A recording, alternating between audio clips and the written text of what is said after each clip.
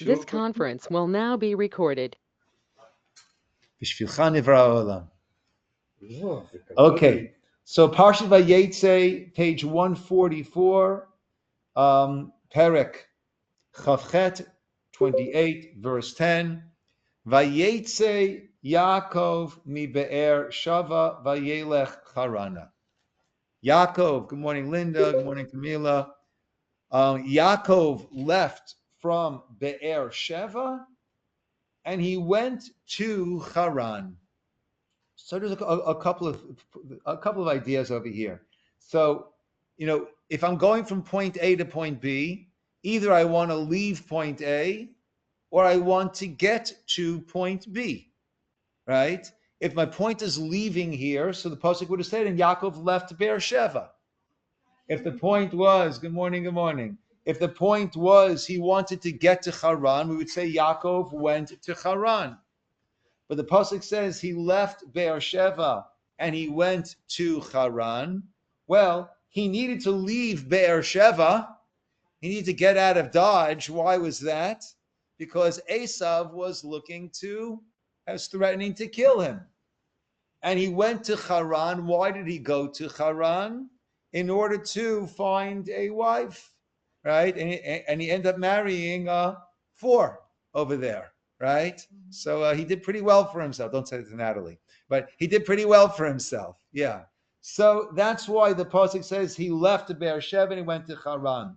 Rashi, though, brings a beautiful teaching from the Chazal, from the sages, and he says, from here we see, just one second. Lama his kiyitzato. Why do we mention that he left?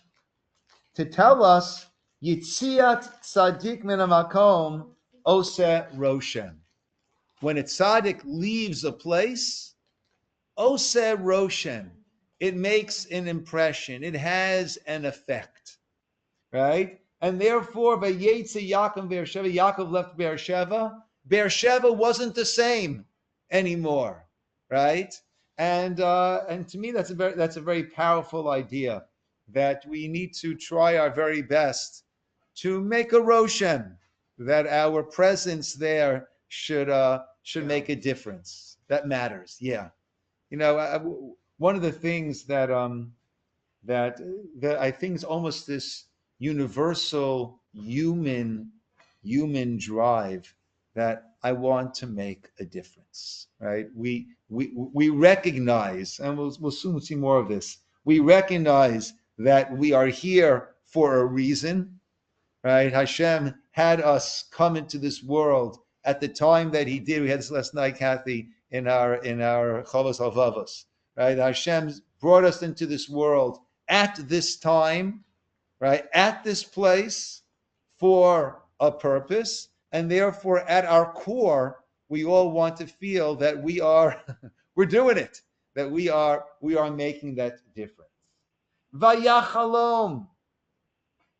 Vayifkad makom, he encountered the place and he slept there. Kiva hashemesh, the sun had set. Actually, from here we learn out that Yaakov established the prayer of Ma'ariv, of the evening prayer. By Avraham, we find, by Abraham, that he got up early in the morning and he prayed, and that was on the way about Sodom and Amorah, trying to advocate and save those towns. So we see Abraham established the morning prayers. Yaakov established the evening prayers. He encountered, right, and that made, right.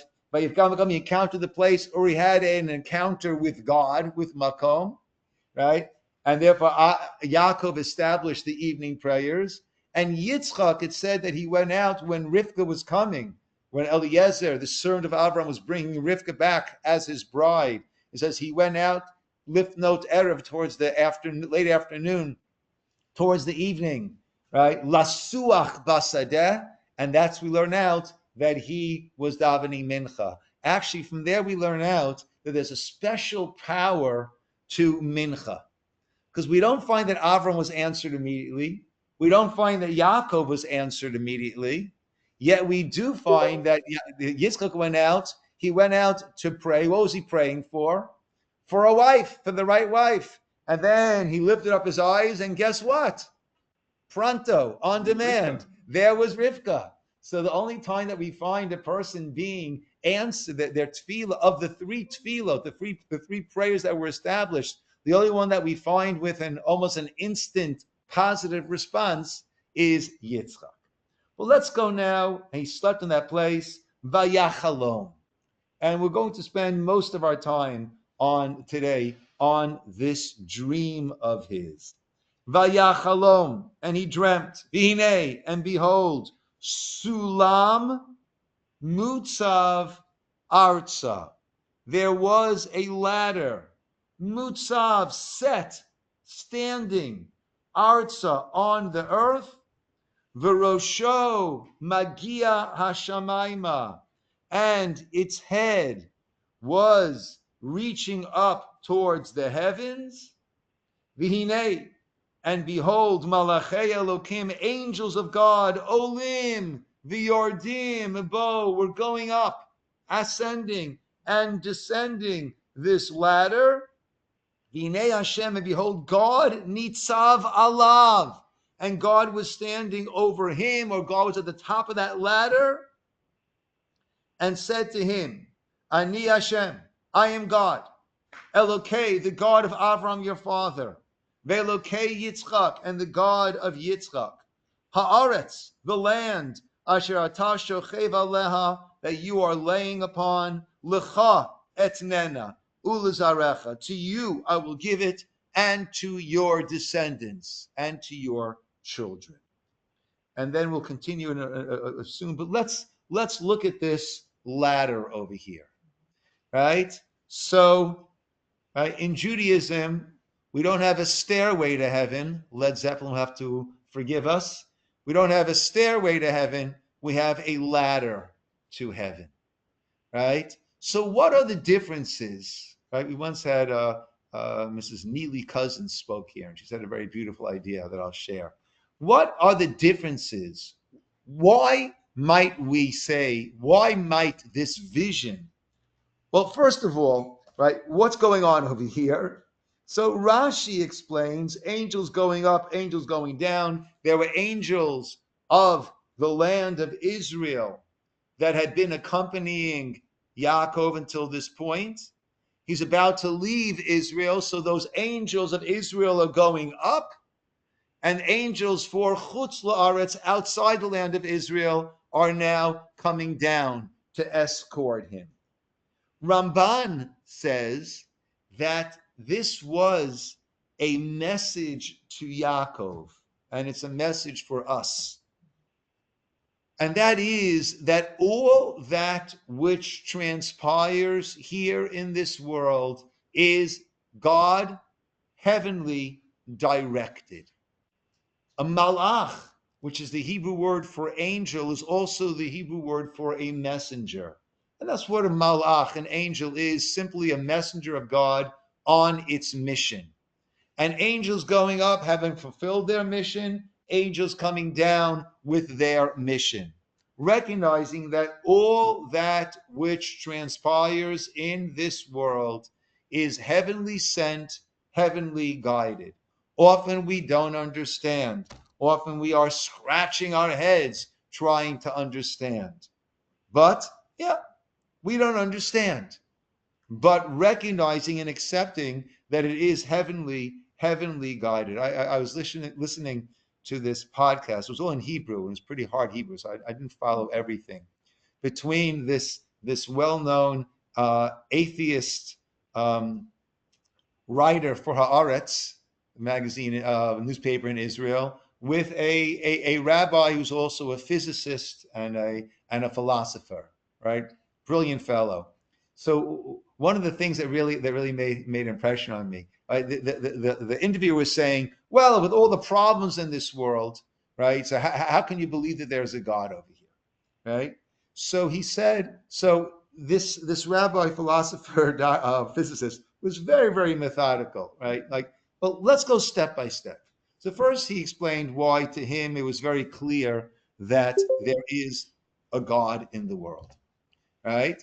Right. And one of the things, a famous idea, if you're walking along, right, you're walking along in the Amazon rainforest, and you come across a watch, right? It's very clear to you somebody made this watch, right? And he says, and you look at it from science and from physics, right? All of these, the fact that this universe is functioning so perfectly, right? So yes, it works according to mathematical rules. Who made the rules, right? He said, like, for example, you walk into a factory, right? And you see, every person is doing exactly what they're supposed to be doing, right? It's seamless. So you say, oh wow, who's running this factory?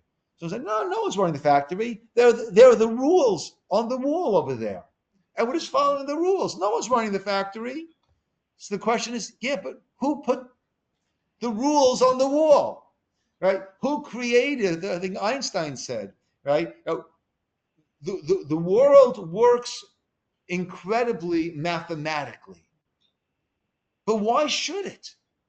Why does it need to? Who made the rules? But then he says something that really struck me. So he said, so now you're having questions. Yeah, but why this, why that, why this, why that? Those are good questions. We all have those questions because we're not God. But if you're walking along the Amazon rainforest and you come across a broken watch, you don't say, since according to you it's broken. You don't say, since it's broken, oh, so then it wasn't created by someone. It was created by someone, and you need to understand why is it broken. But the fact that it's a broken watch doesn't detract from the fact that there was a creator of this watch. So, right, we don't understand. And famously, Rabbi Sachs says, when Moshe, later on in Shemot and Exodus, when Moshe encounters the burning bush, and he says to God, what name should I tell the children of Israel? What name should I give to you when I say, so and so God has sent me? And God said, Ehyeh asher ehyeh. I will be that which I will be. Right? And many, many explanations. Rabbi Sachs says, at its core, what is it saying? You're not going to predict me. You're not going to fully understand me. I'm God. You're not.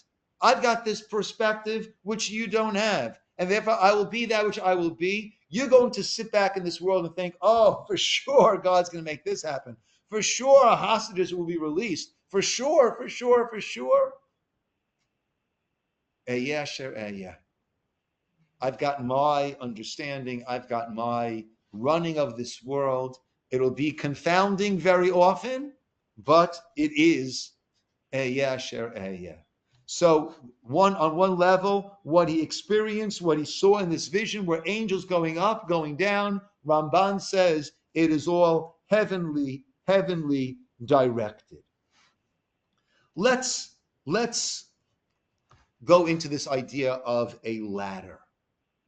Why a ladder as opposed to, like we said before, a stairway to heaven or a ramp to heaven? Right? Why a ladder? What is the unique aspect of a ladder? A ladder can be What were you saying? A ladder can be taken on and off. A stairway is permanent. Okay, that's interesting. A stairway is permanent. A ladder can be moved. Though there are, I think of the airplanes that we go onto, Okay. right? Or at least in Long Beach Airport, where we don't have the ramp, actually, right? But so, Sho, you want to say something? I'm going to say it was vertical. It's vertical, okay, right? Aaron? A ramp or staircase, whether you ascend or descend, you're looking forward, whereas on a ladder. Other way. No. Oh. Ladder, when you ascend, you're looking forward, but when you descend, you're descending backwards. Okay. Yeah. Okay. That means So what Neely Cousins said about this is If I'm going up a stairway, I'm facing this direction. Or a ramp, I go up and facing this direction. I go down a stairway, I'm facing the other direction, right? Down a stairway, down a ramp. By a ladder, whether I'm going up the ladder or going down the ladder, I'm always facing forward. And she said the idea is that in life, right, whether we're having our ups or our downs, what Hashem was telling Jacob, on your way to the house of Lavan, and it's going to be a real tough experience over there, right? 7 years working, then being fooled, getting the wrong why. It's going to be a mess over there. It's going to be really tough. And then another 14 years of working, 6 years after that, and right, you should know whether things are going up for you or going down for you. As we say, you have to keep your eye on the ball. You have to recognize there's this concept of Yerida Shehi Litzorech Aliyah. Sometimes you go down in order to go up. Right? We have this idea that a person sometimes will hit rock bottom, right? And that will be the best day of that person's life. What do you mean? The person hit rock bottom. That's the best day of their life? Yes. Because sometimes when you hit rock bottom, that's when you realize, I've really got to change. And that's when you pivot, and that's when you really start to move forward. So whether it's going up or going down, we always have to keep our face forward. We're always looking forward. That is an idea of a ladder. Another idea of a ladder, not necessarily to the exclusion of a stairwell, but a ladder, each step, when you go up one rung, you've got to get yourself firm, balance, and only then take the next step.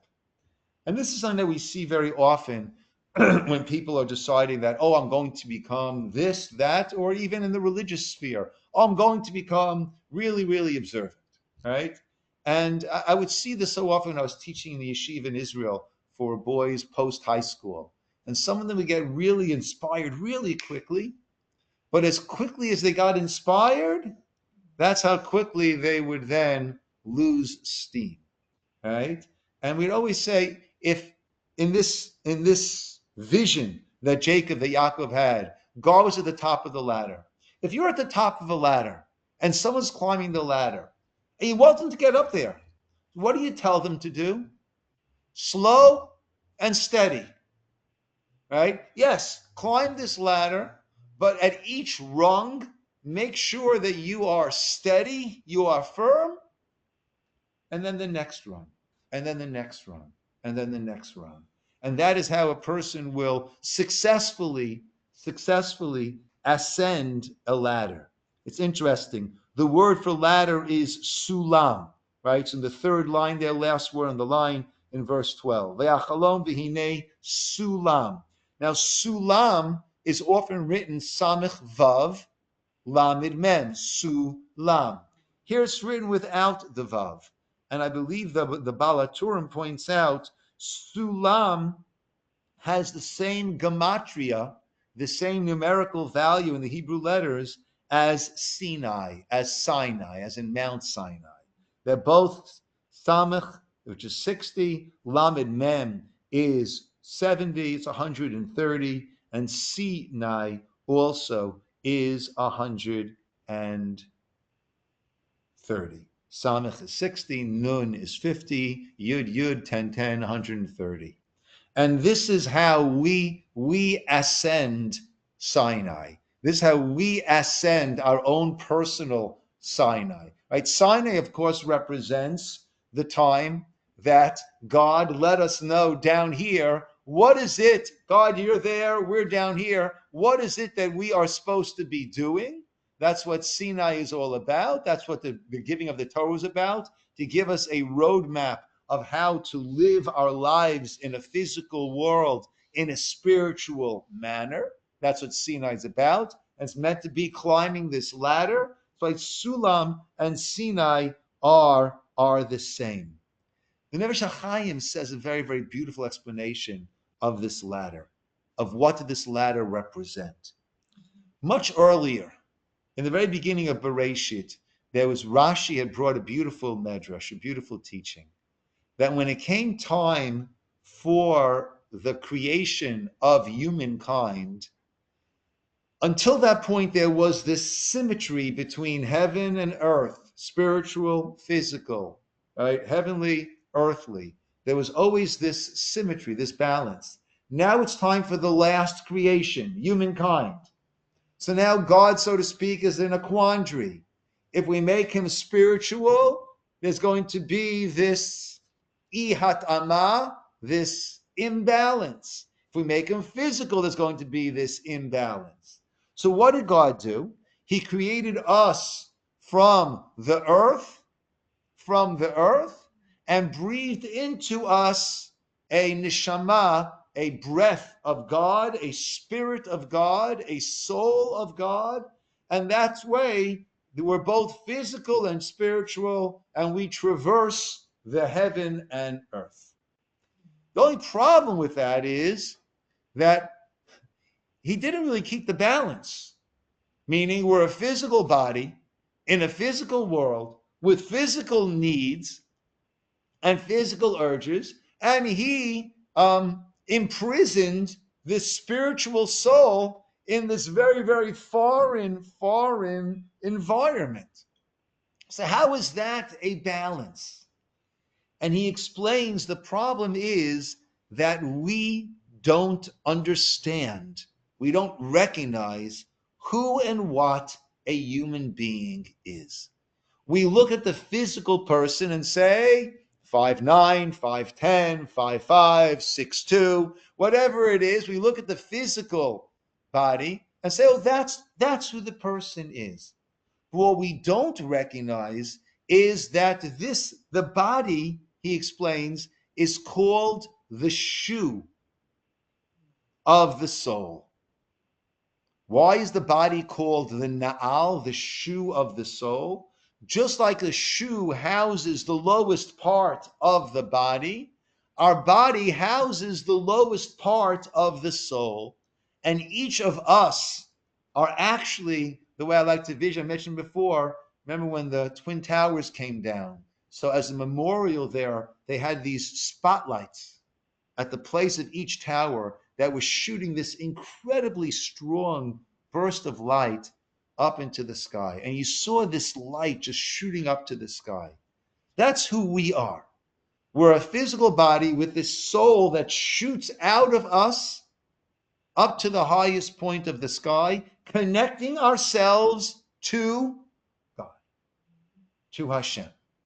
So we say that when a person breathes in, right, that's a part of you, and then you expel that part of you has now gone out. So when God, it's interesting, I think the Tanya says that when God, all creation was God said, right? But when it came to creation of humankind, it was God blew, right? When I'm speaking, right? So then I don't have to breathe in very much. It's amazing. Sometimes when you're singing, right? You need to breathe, or you're starting to run out of air. Just a little breath, and bang, you're ready to go, right? You don't have to fill your lungs, right, and then speak. Just a little breath is enough to keep you going with more and more words, right? Speaking is not necessarily coming from deep inside of you. When you blow, you've got to inhale, make it part of you, and then you blow, and then you expel. So that was a part of God. God blew into Adam, into humankind, this breath of his. It's a part of God. So that is who we are. We walk this earth, and we are attached up to the highest point in the heavens, up to God himself. And Rabbi Chaim says that is the vision that Yaakov saw.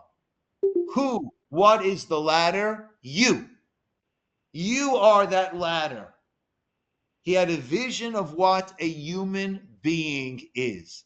A human being is a being with mutzav arza, that is here on the ground, standing on the ground, V'rosho magia hashamayma, and our head reaches up to the heavens, and who is at the very top there? Hashem is at the very top there. That is what a human being is. This towering. And that's why, right, when we feel exuberance, what do we want to do? We want to dance, right? When we dance, what's happening? We're leaving the confines of this earth, right? We have this sense that we are more than just this physical, and we jump.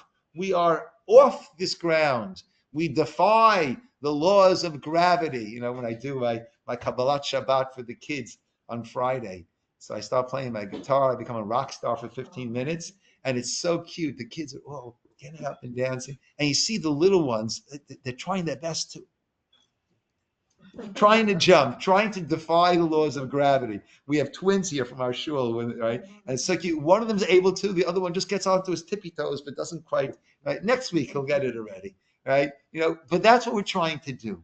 We're recognizing that's who we are. That, Rabbi Chaim says, is the vision of what Yaakov saw. Yes, Janet? So every night when that 1/60th goes a wandering, is it a dancing 1/60th?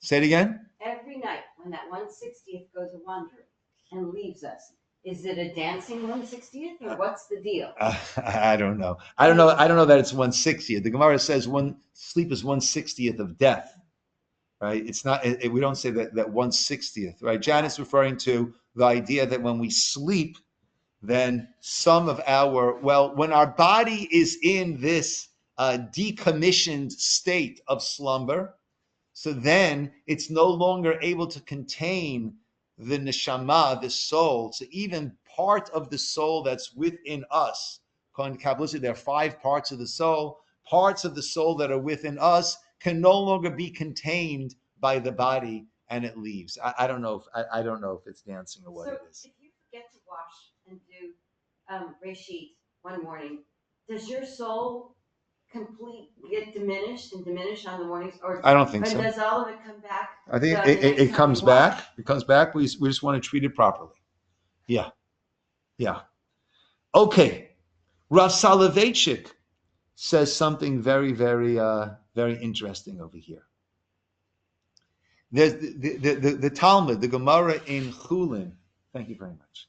The Gemara in Chulin tells that has another idea of what these angels are. He said it was these angels that were ascending and descending. The angels there is something called, in the prophet Ezekiel, Yechezkel, there is this vision of God that he had, or of what's called the Maaseh Merkava, the chariot of God. And on this chariot, there were 4 faces. There was a lion, there was an eagle, there was a cow, and there was a human being. And the human being face that is on this chariot of God, whatever that means. Obviously, we're not talking about a physical, right? But it's something that's there for us to try to understand. Though chashmal, right, which the modern Hebrew word for electricity, right? That's what this is. That's how this is described, right? And they say it's a combination of 2 words: chash, which is to be silent, and ma, which means to speak. So it's like this up and back, up and back. But whatever the case is, the human face on this chariot of God was that of Jacob, of Yaakov. And the angels were shocked because they were going down and looking at this person there and saying, that's the face, and going up and comparing it to the face that was on the chariot, and back down and up, amazed that this is the face that's on that Merkava, that, so to speak, chariot of God. And he explains, Rav Soloveitchik explains very beautifully, that there is this image of Jacob in Shamayim. The image of Jacob in the heavens is that which Jacob could be, that which Jacob was meant to be, that which Jacob was sent to this world in order to become. That's the image of Jacob in the heavens. And they would come down and they were up and down to see this. They were amazed that this physical being had matched that, had reached that there was this symmetry, that he got there.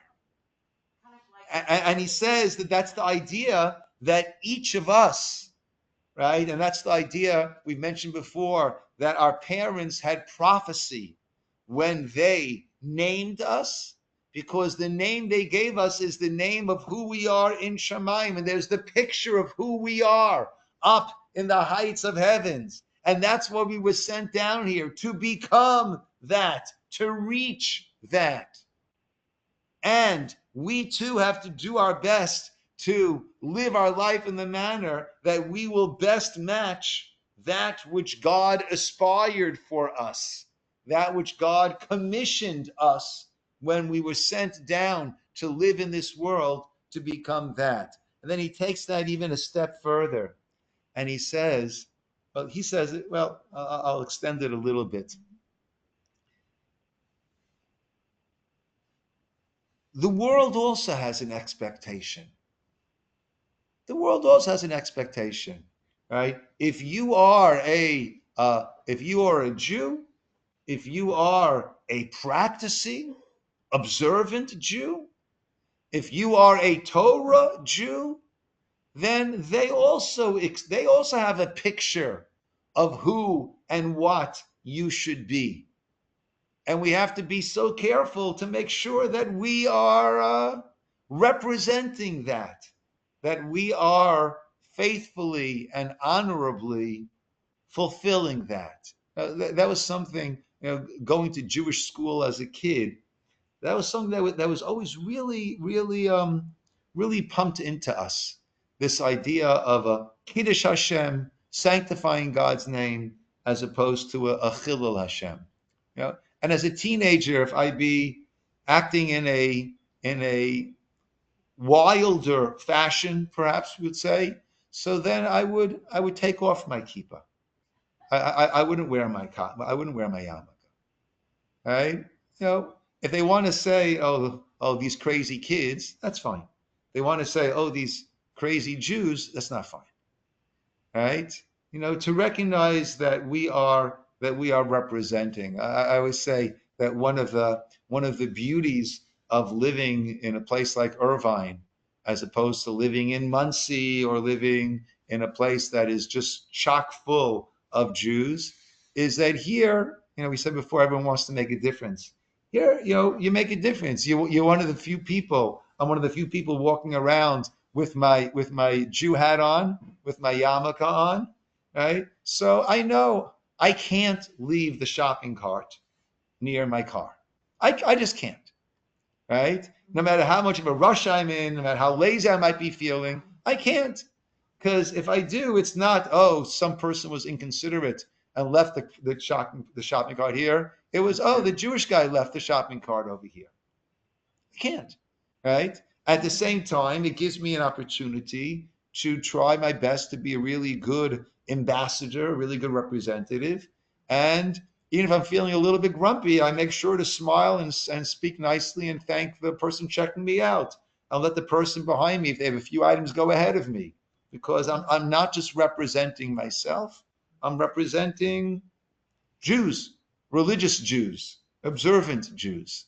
And that is that we need to make sure that we are getting to that point of that, either the vision that God has of us up above, of our potential, who we're meant to be, or the way that people should be expecting that a religious person of any faith, right? One expects a religious person, a member of the faith community, as it was presented to me when one of the people here in Irvine, city of Irvine, who is in charge of traffic and the traffic lights.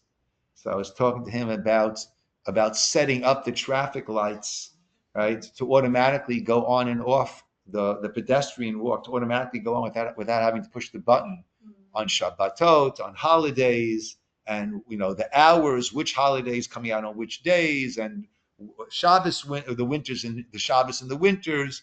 So he said, Rabbi, can I come meet you in person? I said, sure.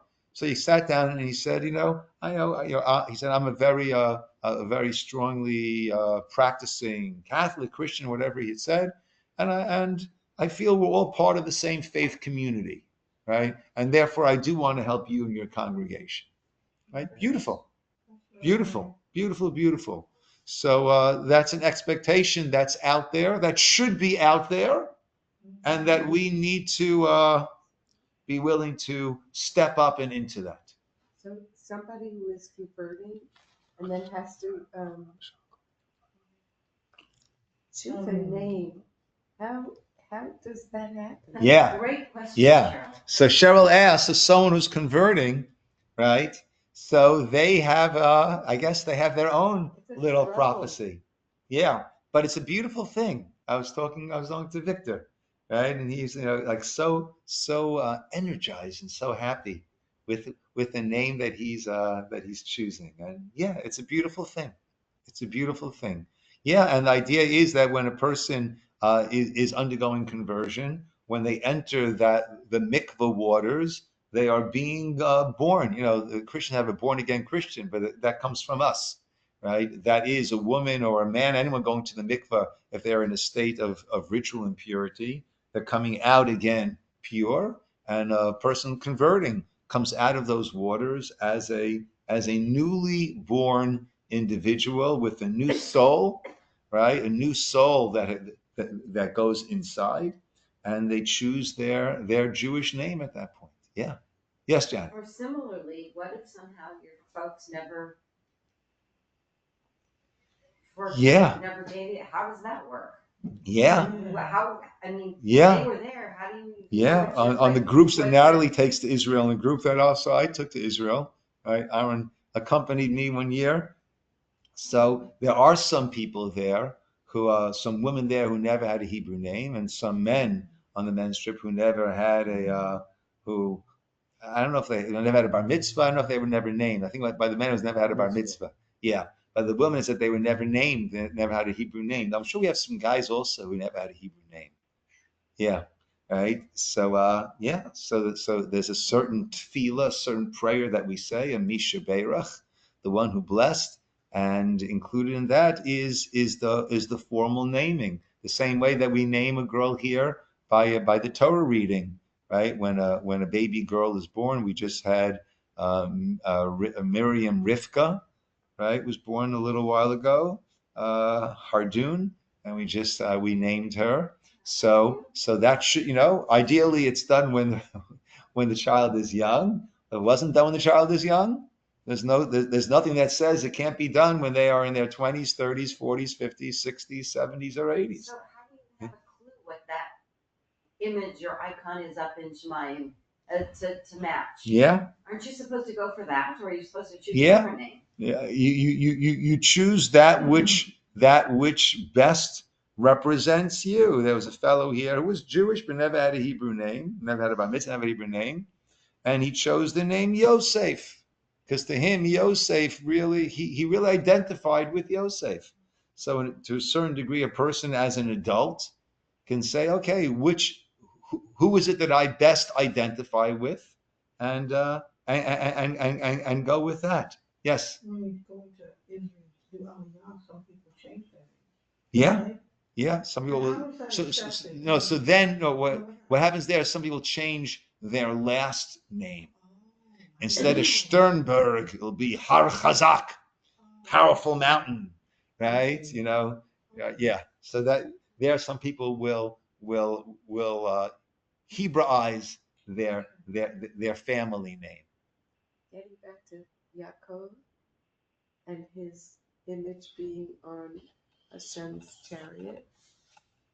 Why Yaakov? What is the significance? Yeah, that's a good question. Yeah. So it would seem that Yaakov is considered to be Bechir Ha'avot, right? The chosen one of the patriarchs. Meaning you had Abraham, right? And then you had Yitzchak, and Yaakov was the Emet Yaakov was the merge of those midot into a manner. By the tefillin, right? So we have the right hand, which is chesed, the right side chesed, the left side, which is gvura, and then the two of them become all intertwined in the knot in the back of that tefillin, and then it comes down into this world, right? That's the idea. So Yaakov is referred to as the Bechir Ha'avot. That there was a sifting process, right? Out from Avram came Yitzchak, also came Yishmael. Out from Yitzchak came Yaakov, and also came Esav. Out from Yaakov came the 12 tribes. Yeah. So there's a certain sifting, purification process.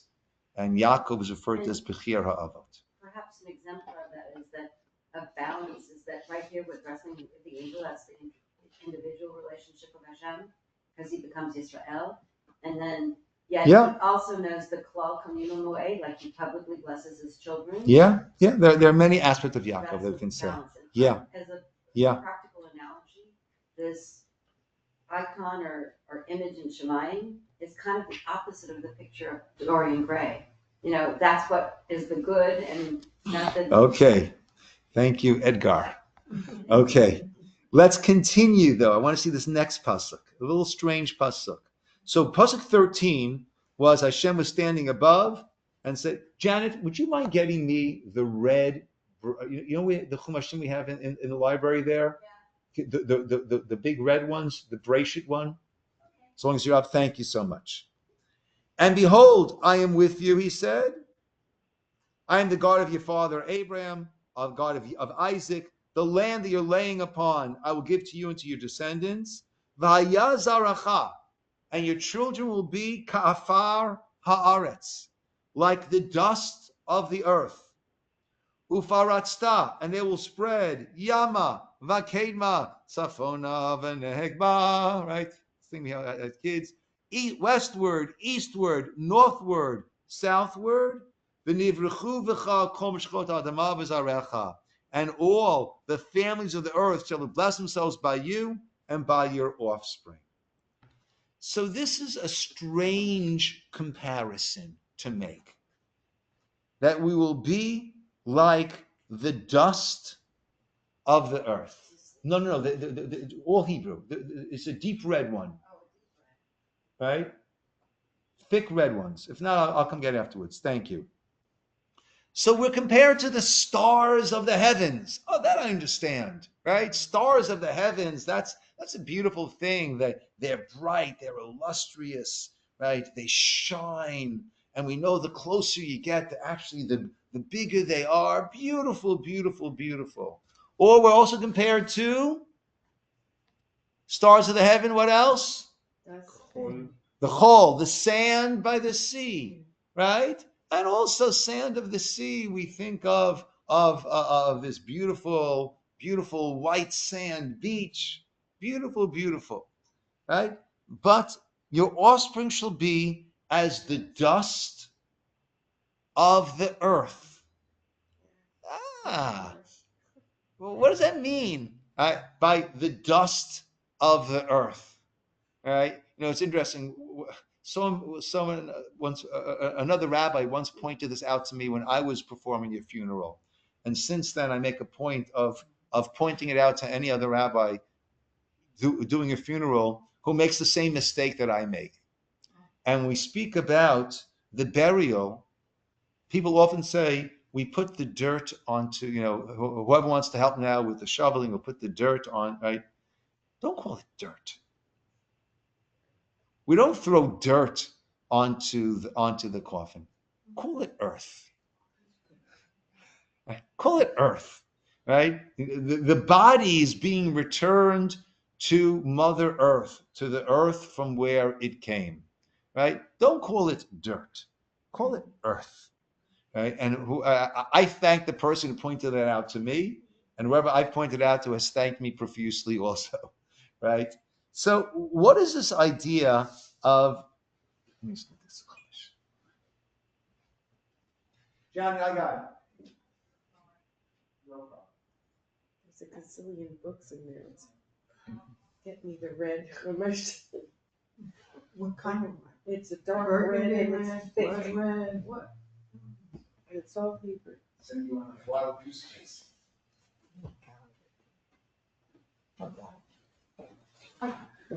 So why the dust of the earth? What's that idea there? Doesn't sound very good. Doesn't sound so great. But the quantity, the numerousness, and also. I don't know if there's more dust on earth than there are stars in the heaven. Okay. I don't know if there are. I don't know if there's more dust on the earth than there are grains of sand by the sea. So, interestingly enough, in our Shmona Esrei, in our Amidah, so we have all the brachot. We have the 19 brachot, and then we have a supplication that we say at the end. Elokai, my God, nitzor lishoni meira. Hold back my tongue from speaking bad.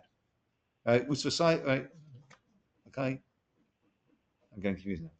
Elokai. V'lim kadalai nafshi tidom. Anyone who curses me, let me be silent. V'nafshi ke'afar l'kol tiyeh. And let my soul be like afar, like dust. Right? And this bothered me. What does it mean? Right? I don't want to be trampled on. What does it mean my soul should be like dust? Not noticeable, maybe. Like just, Okay, not noticeable, but at the same time, we said before, we all want to make a difference in this world. Right? So Tosfot says is this. Ma afar, eno mekabel kliya la'olam. Dust, well, dust is amazing. We spend our life walking on it, but ultimately, it covers us. We spend our life walking on this earth, on the dust of the earth. Ultimately, it covers us.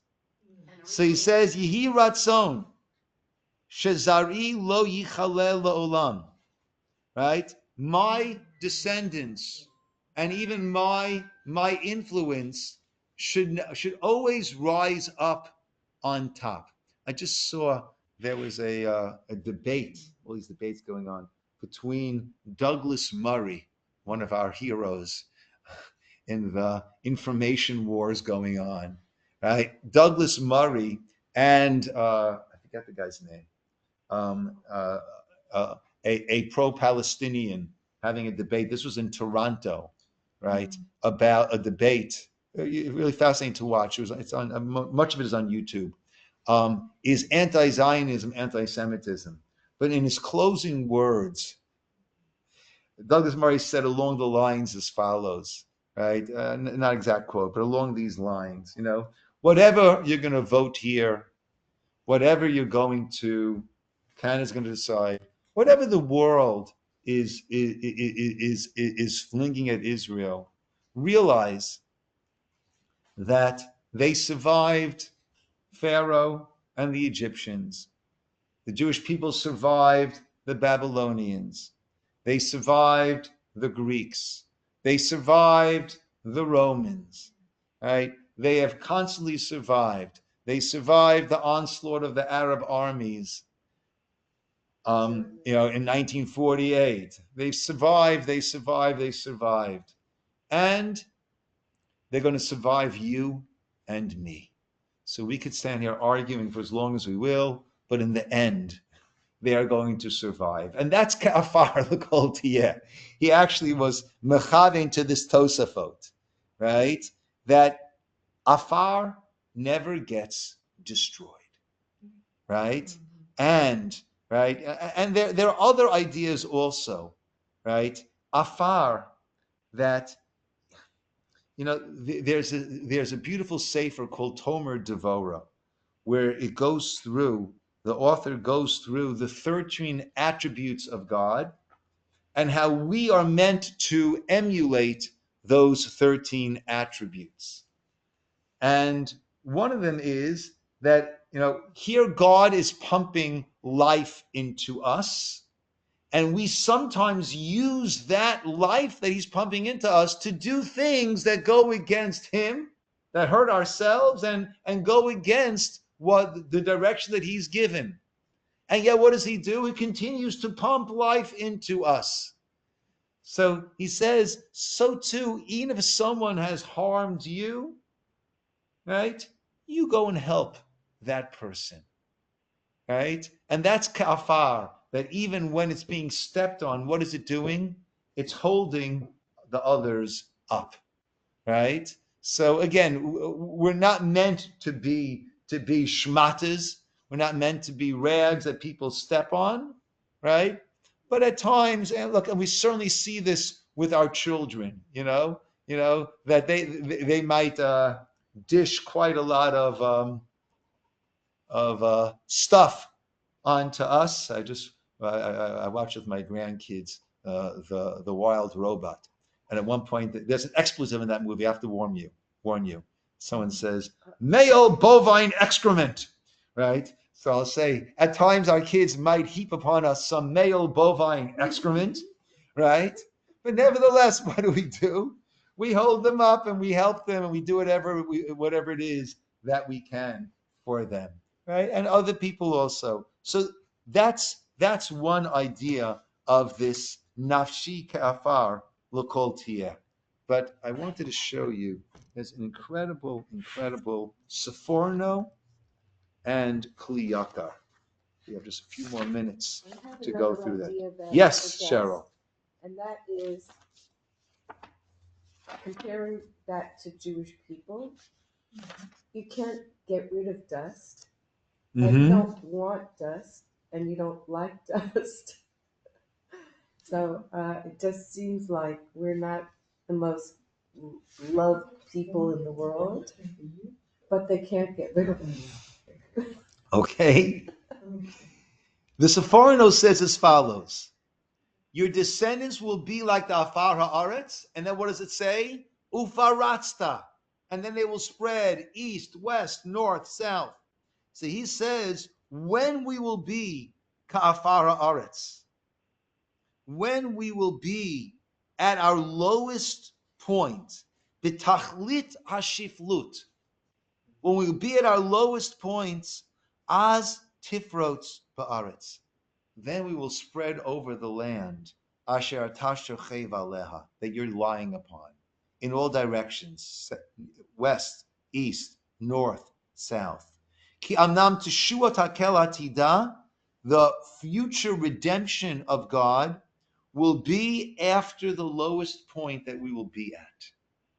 Now, this was written hundreds of years ago, but we look at our history and we look at a Holocaust and we see, right, if that was not the lowest point that we hit, and what happened, exactly what Seforno said, what happened afterwards, when we will be at that lowest, most desperate point, az tifrotz ba'aretz, then we will spread over the land that you are laying upon, and we'll take over and we will be on that land. That's what Seforno says, which to me is just incredible. Same thing in Egypt. Yes, but he's not talking about past. He's talking about going further. Yes? It says this in construction in this context. It says it's called stone dust, also called quarry dust or crushed dust, which is fine granular pipe or crushed stone, often used as a base material for laying bricks, concrete slabs, landscaping products due to ability to provide good drainage, stability, other types of construction. Okay, so it's an important... So we are, I'm going to hate us anymore because we're going to be concrete. How the heck are we going to do? Not only that, we have our stability. Nice. Across the nation. Nice. The Kli Yakar adds on a little bit more, and he says why that is. He says, Eina teshua bal Yisroel, the redemption comes to Israel, bizman shehem betachlit hashiflut, when we are at our lowest point. Why? Why? The tam shel davar, the reason is, shekol zman she'ena betachlit hashiflut, when we're not at this low point, as einan tolim b'tchonam b'Hashem, we don't reach out to God. We don't put our trust in God. The choshen, we think, tachbulot, I can handle it myself. Lihinat sel mi pach yakush, ayde tachbulot anushiyot, right? We'll work it out. And therefore, right, lo batchu b'tshuvat Hashem. Therefore, they don't put their trust in Hashem, in God. Ach kashiyiru, when we see ki azlat yad hishtad lutam, when all that we do, it's not working. Ve'ein ozer v'samech, there's no one helping, there's no one supporting. Then eineim nisuot el Hashem. Then our eyes, such beautiful writing, huh? Our eyes are lifted up to Hashem. Likro elav, to call out to Him. Be'etat sar lehem. V'Hashem shomei, and God listens. And that time, the Teshua comes in a mikatzeh lekatzeh, from one end to the other. Now he points out, normally we would say, right, we go around it, we don't say east, west, north, south. We'd say east, north, west, south, right? Normally we go around. Why does it say that you will spread out east, west, north, south? He says that means from one extreme to the other. We can go from being in the most humbled state to the most exalted and uplifted state.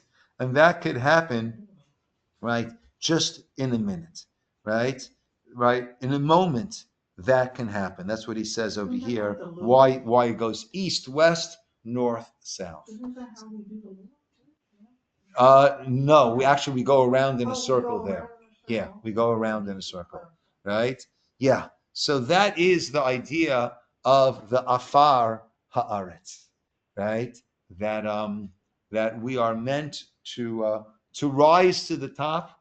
We will rise to the top, and we see the Sephorno, I think, by the Holocaust, the creation of Israel, and I think we see the Kli Yakar in today, right? As we were always so confident in our Iron Dome and this, when we hear the expression, right, we trust in Sahal, right? So I always get nervous when I hear that. Yes, my son fights in Sahel. It's part of the IDF, right? And yes, they're a wonderful army, and we have a lot of confidence in them. But our ultimate confidence needs to be in Hashem above, in God above. That's where our true bitachon is. That, of course, we need an army, and they're valiant, and they're tzaddikim and tzaddikot, right? And through them, God should send the Yeshua, the redemption. But we have to remember ultimately where it is that our faith and where that strength ultimately comes from. And I think that was a real rude awakening for us, October 7th, that we're still reeling from. But Baruch Hashem, we're in a much better position now. Of course, we hope and pray daily for the hostages to be returned safely and be able to move from this, not back to where we were, but to what Hashem promised Jacob over here, and to have that ultimate redemption. Amen. Okay. Thank you, Rabbi. The description of, is it clear, you said? Is it really true that Thank you. every day and saying, thank God, or like you said on Saturday, Abba, what is it, Abba, please? Yeah. I mean, isn't Madame already saying that I would say to God? Yeah, they're saying it.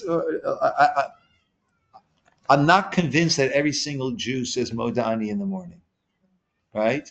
And I'm not convinced that everyone who does say Moda'ani in the morning is fully putting their faith in Hashem for all that happens. That makes me think that Great. it's the last day. God forbid. Yeah. I always say, Yeah. thank you for this opportunity and thank you, and please don't make it the last day, but Yeah. it is.